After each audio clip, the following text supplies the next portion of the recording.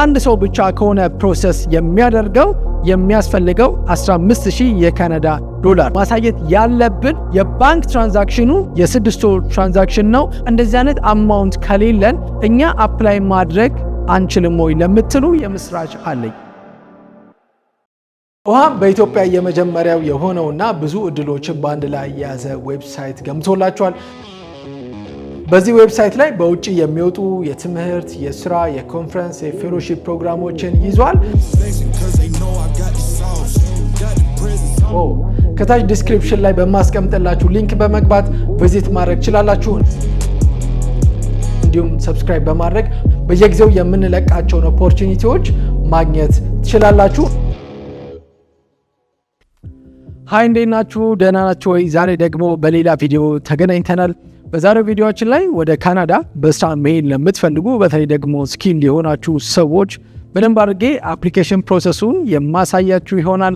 ለዚህ ዩቲዩብ ቻናል አዲስ ከሆናችሁ ሰብስክራይብ ማድረግ እንዳትረሱ፣ እንዲሁም ደግሞ የኖቲፊኬሽን ቤሉን ኦን አድርጉት። በየጊዜው የሚወጡ የትምህርት፣ የስራ፣ የኮንፈረንስ፣ የፌሎሺፕ፣ የኢንተርንሺፕ እንዲሁም ሌሎች እድሎችን የሚደርሳችሁ ይሆናል። ዛሬ የምናየው አፕሊኬሽኑ ተጀምሮ እስከሚያልቅ ድረስ ከ12 ወር እስከ 18 ወር የሚፈጀውንና ብዙ ኢትዮጵያውያን የማይደፍሩት ነገር ግን የብዙ አገር ዜጎች በዚህ ፕሮግራም እየተጠቀሙ ይገኛሉ። ከዚህ በፊትም ሲጠቀሙ ነበረ።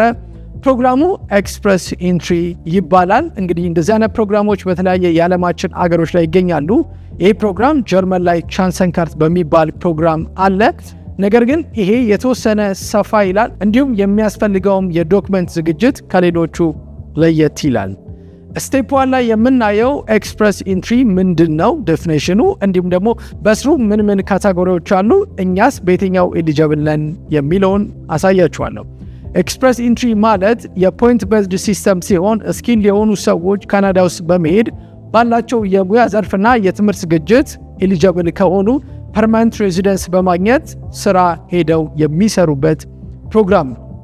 በስሩ 3 ካቴጎሪዎች አሉ። የመጀመሪያው ካቴጎሪ ካናዲያን ኤክስፒሪየንስ ክላስ የሚባለው ነው። ይሄ ካናዳ ውስጥ ላሉና ቫሊድ የሆነ ሬዚደንስ ፐርሚት እንዲሁም 1 ዓመት ሚኒመም የስራ ልምድ ያላቸው ሰዎች ይህንን ፕሮግራም አፕላይ ማድረግ ይችላሉ። የትኛውም አገር ዜግነት ሊኖራችሁ ይችላል። በተለይ ደግሞ ብዙ ኢትዮጵያውያን በካናዳ ትኖራላችሁ። ይህንን ፕሮግራም አፕላይ እንድታደርጉት በመጀመሪያው ካቴጎሪ ስር ስለምትመደቡ ሪከመንድ አደርጋለሁ። ሁለተኛ ላይና ሶስተኛ ላይ የምናየው ከካናዳ ውጪ የሚኖር ማንኛውም ዜጋ አፕላይ የሚያደርግበት ፕሮግራም ነው። በሁለተኛ ላይ የሚቀመጠው ፌደራል ስኪልድ ወርከር ፕሮግራም የሚባለው ነው። ይህም ማንኛውም ሰው መስፈርቱን የሚያሟላ ሰው አፕላይ ማድረግ ይችላል። በሶስተኛ ላይ የሚቀመጠው ፌደራል ስኪልድ ትሬድ ፕሮግራም የሚባለው ነው። ስለዚህ በሁለቱም ፕሮግራሞች ላይ እኛ ኢትዮጵያውያን አፕላይ ማድረግ እንችላለን። በስቴፕ 2 ላይ ምን ዶክመንት ያስፈልገናል፣ አፕላይ ከማድረጋችን በፊት ምን ማዘጋጀት የሚለውን አሳያችኋለሁ። አሁን ወደ ስቴፕ 2 እንሄዳለን። እንደዚህ አይነት ፕሮግራሞች ሲወጡ የሚያስፈልጉ ዶክመንቶች አስቀድመን ማዘጋጀት ያለብን ይኖራል። እንዲሁም ደግሞ ከአፕሊኬሽኑም በኋላ ሪኳየር የሚደረጉ የትምህርት፣ የስራ ወይ የፖሊስ ክሊራንስ ወይም ሌሎች ዶክመንቶች ሊያስፈልጉን ይችላሉ። ነገር ግን አፕላይ ስናደርግ ወይም ደግሞ አካውንት ክሬት አድርገን ኤክስፕሬሽን ኦፍ ኢንትረስታችንን ስናሳይ የሚያስፈልጉ ነገሮች ምንድናቸው የሚለውን እንዘርዝራቸው። የመጀመሪያው ፓስፖርት ነው። እንግዲህ ማንኛውም ሰው ወደ ውጭ ሀገር ለመሄድ ሲያስብ ፓስፖርት ያስፈልገዋል። በዚህ ፕሮግራም ላይ ግን አትሊስት ሚኒመም 2 years ቫሊድ የሆነ ፓስፖርት ሊኖረን ያስፈልጋል። በሁለተኛ ላይ የሚነሳው ደግሞ የኤዱኬሽን ክሬዴንሻል አሰስመንት ነው። እንግዲህ ብዙዎቻችሁ ዩኤስ፣ ካናዳ ወይም ደግሞ ሌሎች አውሮፓ አገሮች ላይ የትምህርት ቪዛ አፕላይ ስታደርጉ የትምህርት ማስረጃችሁን አሰስ እንድታደርጉ ቬሪፋይ እንድታደርጉ ትጠየቃላችሁ።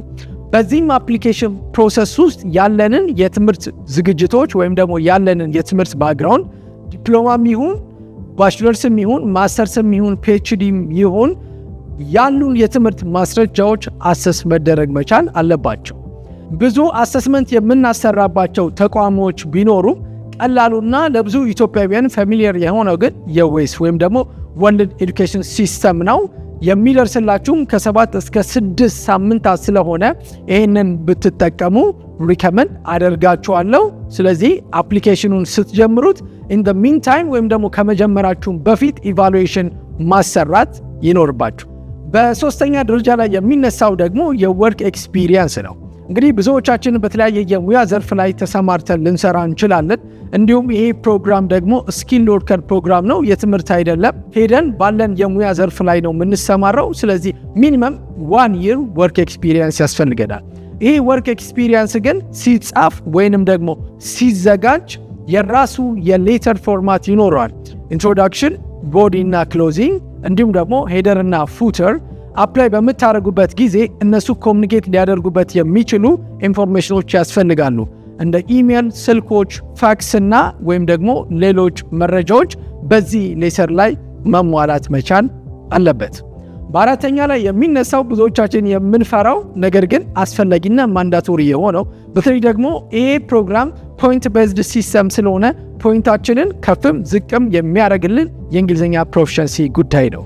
የእንግሊዝኛ ፕሮፊሸንሲ ኤግዛም ሲነሳ ብዙ አይነት የእንግሊዝኛ ፕሮፊሸንሲ ኤግዛሞች አሉ።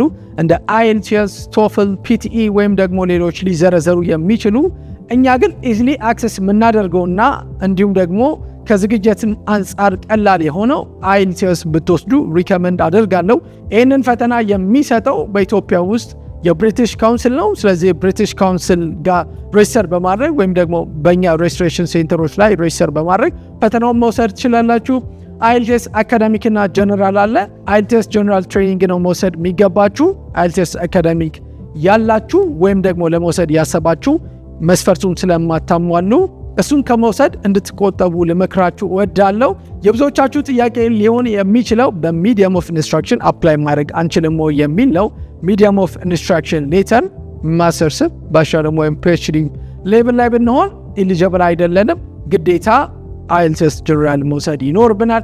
የምናገኘውም ነጥብ ሪከመንድ የሚደረገው ኢች ባንድ ስኮር 7 እንዲሁም ደግሞ ኦቨርኦል ባንድ ስኮራችን ሚኒመም 7 እና ከዛ በላይ ከሆነ የምናገኛቸው የCRS ስኮራችን ከፍተኛ ሊሆን ስለሚችል ይሄ በጣም ሪከመንድ የሚደረግ ነው።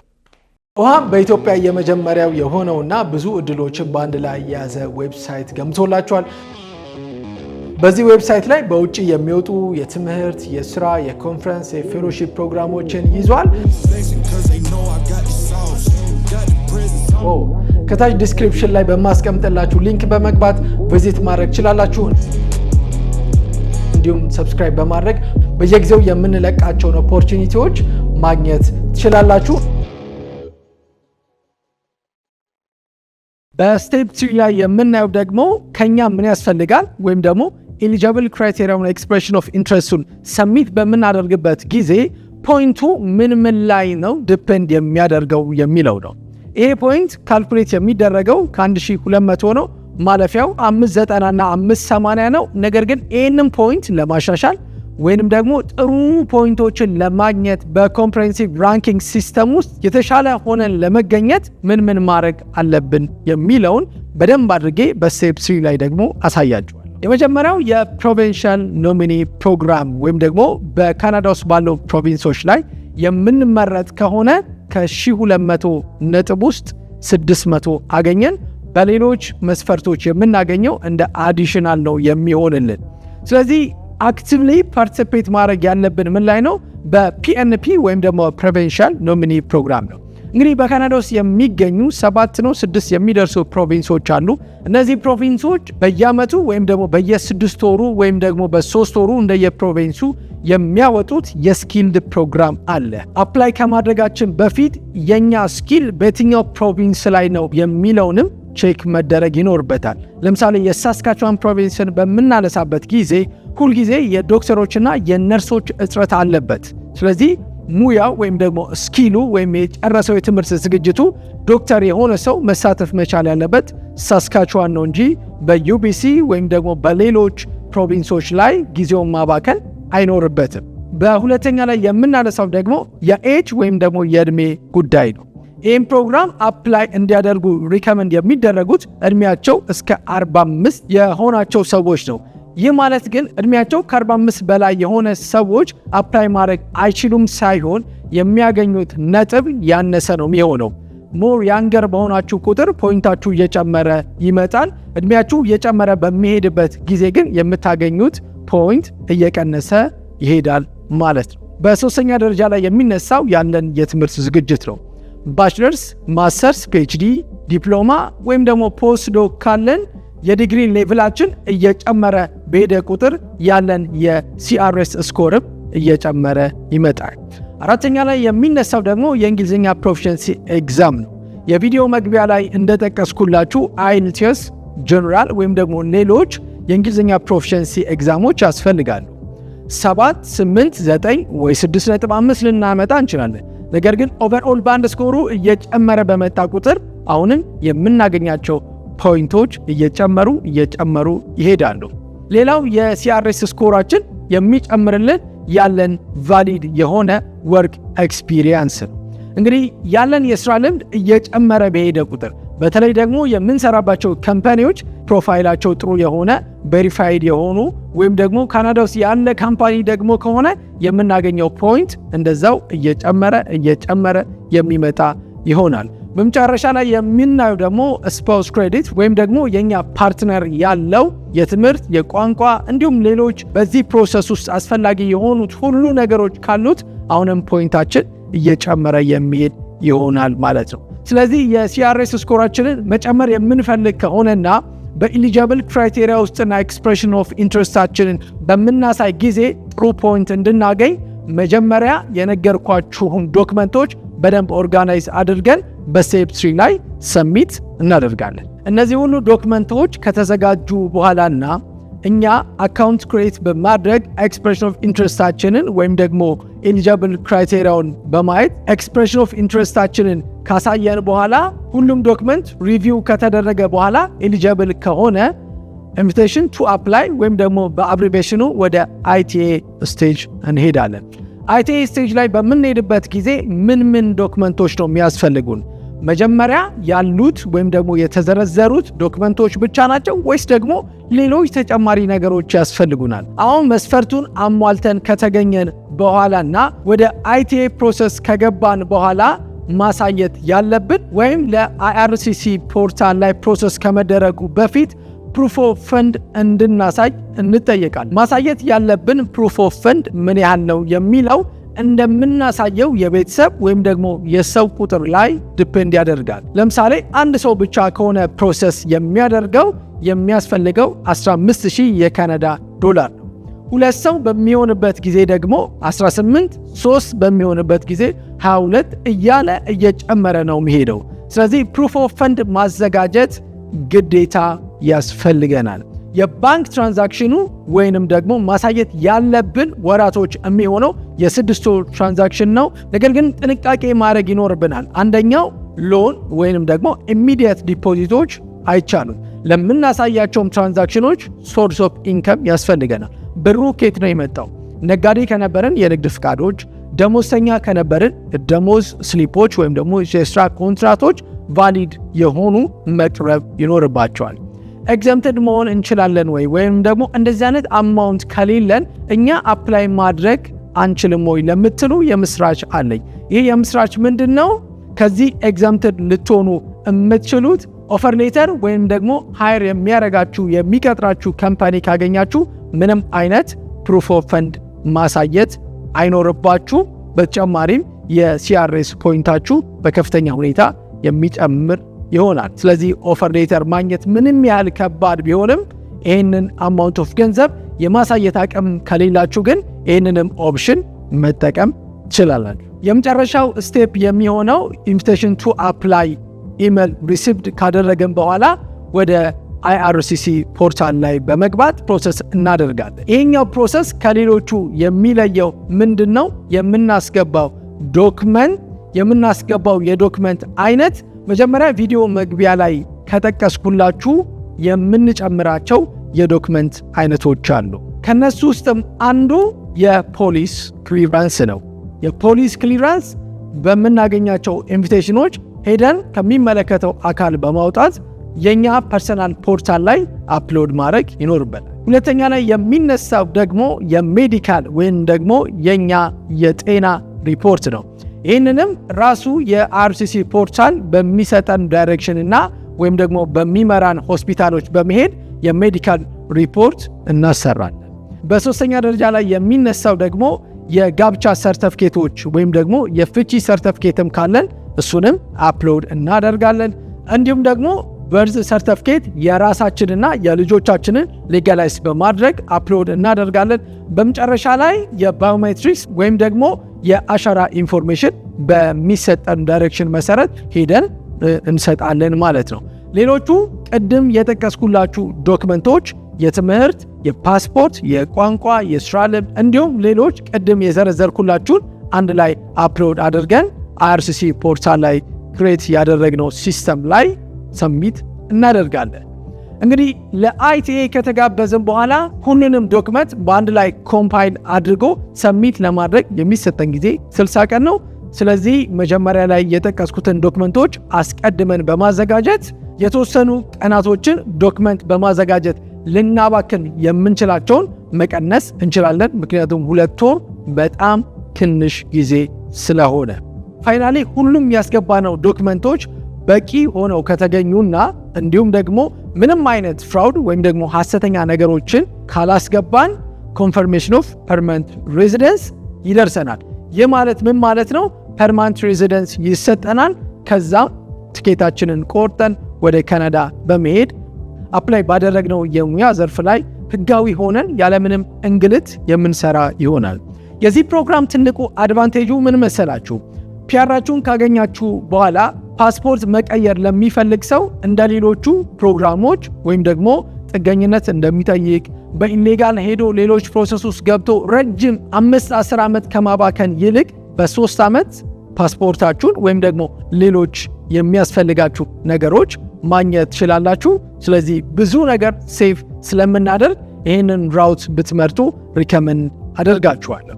የመጨረሻ ሪኮሜንዴሽን ምንድነው? ማስወገድ ያለብን ነገር ወይም ደግሞ በዚህ አፕሊኬሽን ፕሮሰስ ውስጥ አቮይድ ማድረግ ያለብን ስህተቶች ምንድናቸው የሚሉትን ነው።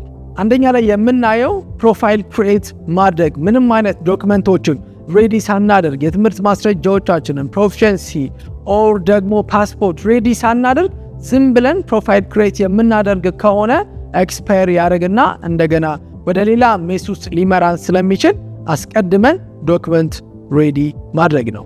ሁለተኛ ላይ ትልቁና ቤዚኩ ነገር ምንድነው? ሐሰተኛ የሆኑ የትምህርት፣ የስራ፣ የቋንቋ ወይም ሌሎች በዚህ ፕሮሰስ ውስጥ የሚያስፈልጉን ዶክመንቶቻችንን የኛ ያልሆነ ነገር ሰሚት ማድረግ። ይህን ማድረጋችን በጣም ከፍተኛ ጉዳት ይኖረዋል። ባንስ ከመደረግና ወደፊት ካናዳ እንኳን በሌሎች ፕሮግራሞችን ለመሄድ በምናስብበት ጊዜ ብዙ መንገዳችንን ሊዘጋ ስለሚችል ፍራውድ የሆኑ ነገሮችን አቮይድ ብታደርጉ ባትጠቀሙ በጣም ሪከመንድ አደርጋቸዋለሁ። ለጂት የሆኑ ትክክለኛ የሆኑ ነገሮችን ሰሚት ማድረግ ከብዙ ነገሮች ፕሮቴክት ስለሚያደርገን ሌሎች ነገሮችን ባታደርጉ ወንድማዊ ምክር ልሰጣችሁ ወዳለሁ። ሌላ ብዙ ሰዎች ዴድላይኖችን ሚስ ያደርጋሉ። ይህም ማለት ሁሉንም ነገር ካዘጋጀን በኋላና ኤክስፕሬሽን ኦፍ ኢንትረስታችንን ፕሮፋይል ክሬት በማድረግ ሰሚት ካደረግን በኋላ if we are eligible ወደ አይቲኤ እንጋበዛለን። አይቲኤ ከተጋበዘን በኋላ የሚሰጠን ጊዜ ማክሲመም 2 ወር ነው ወይም ደግሞ 60 ቀናቶች ናቸው። ስለዚህ ይህን ዴድላይን ሚስ ካደረግን ድጋሚ አፕላይ ማድረግ አንችልም ወይም ደግሞ እድሉ ለሌላ ሰው ይሰጣል። ስለዚህ ሁሉንም ዶክመንቶች ከቻለን አስቀድመን ሬዲ በማድረግ ዴድላይኖችን ሚስ ከማድረግ እንድንቆጠብ እንችላለን። ስለዚህ እነዚህ ነገሮች የኔ ሪኮሜንዴሽን ናቸው። ሆፕፉሊ ይህን ቪዲዮ እንደወደዳችሁ ተስፋ አደርጋለሁ። በተለይ ደግሞ ኢትዮጵያም ሆናችሁ እንዲሁም ደግሞ ከኢትዮጵያም ውጪም ሆናችሁ ካናዳም ካላችሁ እና ይህን ፕሮግራም መጠቀም ለምትፈልጉ ሰዎች በጣም ሪከመንድ ላደርጋችሁ ወዳለሁ። ብዙ ውስብስብ አይደለም። አሁን እንደነገርኳችሁ በጣም ቀላል ነው። የብዙ አገር ሰዎች ይህንን ፕሮሲጀር በመከተል ዶክተሮች፣ ነርሶች፣ ኢንጂነሮች በተለያየ ሴክተር ላይ የተሰማሩ ሰዎች በትዕግስት በመጠበቅና ኢንቨስት ማድረግ ያለባቸውን ነገሮች ኢንቨስት በማድረግ በህጋዊ መንገድ ሄደው ይሰራሉ። ስለዚህ እናንተም ይህንን ፕሮግራም በመጠቀም በህጋዊ መንገድ በመሄድ መስራት ትችላላችሁ። ይውላችሁ መጀመሪያ ላይ የሚቀድመው የማይንድ ዎሽ ነው። ብዙ ሰዎች በዚህ ፕሮግራም ኢትዮጵያውያን ኤሊጂብል አይደሉም፣ አፕላይ ማድረግ አይችሉም፣ መጠቀም አይችሉም የሚሉ በጣም ብዙ ወሬዎችን አየር ላይ ያወራሉ። እኔ ግን ሪከመንድ ማደርጋችሁ መጀመሪያ ሞክሩት፣ ትክክለኛ የሆኑ ነገሮችን አስገቡ፣ ዌል ኦርጋናይዝድ ሆኑ፣ የሚሰጣችሁን ኢንስትራክሽን በደንብ አድርጋችሁ አንብቡ። ከዛ በኋላ ሰሚት ማድረግ ነው። ለሌላው የተሳካ ለኛ ለኢትዮጵያውያን ደግሞ ማይሳካበት ምንም አይነት ሪዝኖች ወይም ደግሞ ምክንያቶችን ማቅረብ አይኖርብንም። በዚህ ቪዲዮ ላይ ያወራሁትን ሁሉንም ሊንኮች ከታች ዲስክሪፕሽን ላይ የማስቀምጥላችሁ ይሆናል። ለዚህ ዩቲዩብ ቻናል አዲስ ከሆናችሁ ሰብስክራይብ ማድረግ እንዳትረሱ። እኔንም ደግሞ ሌሎች ቪዲዮዎችን እንድሰራ ሰብስክራይብ ስታደርጉ እና ስታበረታቱኝ ደስ ይለኛል። መልካም ዕድል ለሁላችሁም። ለብዙ ሰዎች ሼር ይደረግ ይሄ ቪዲዮ። ባይ ባይ።